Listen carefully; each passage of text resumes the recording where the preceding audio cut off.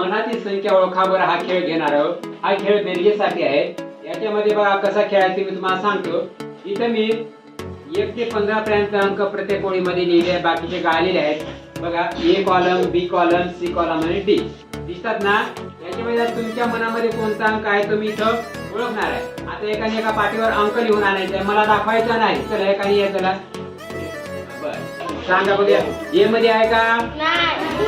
नाही. बी मध्ये आहे का? नाही. सी मध्ये? सी मध्ये आहे आणि डी मध्ये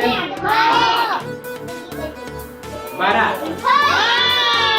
बरोबर आहे. हा चला अशा प्रकारे हा आपण खेळ घेणार आहोत. अश्विनी आपल्या मनाची संख्या ओळखणार आहे. चला एकाने जा पाठी घेऊन. आता बघा इनी अंक लिहिले. अश्विनीला दाखवायचा नाही. तू इकडून उभी राहा ग देव्याने. देव्याने इकडून उभी राहा. विचार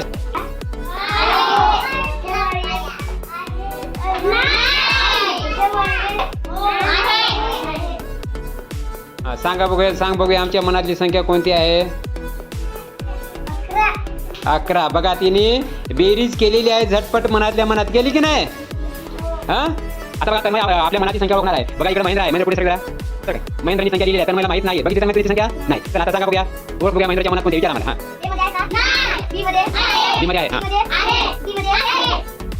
कसं काय तुम्ही सांगितलं ओळख बरोबर बरोबर त्यांनी बघितली संख्या नाही. हा सांग कशी काय ओळखली सांग तू. हा कोणाची बेरीज? Very good. म्हणजे वरच्या लाईनीची बेरीज केल्यावर उत्तर बरोबर येतंय. म्हणजे झटपट बेरीज यायला पाहिजे. बरोबर ना. फक्त बेरीज करायची आहे.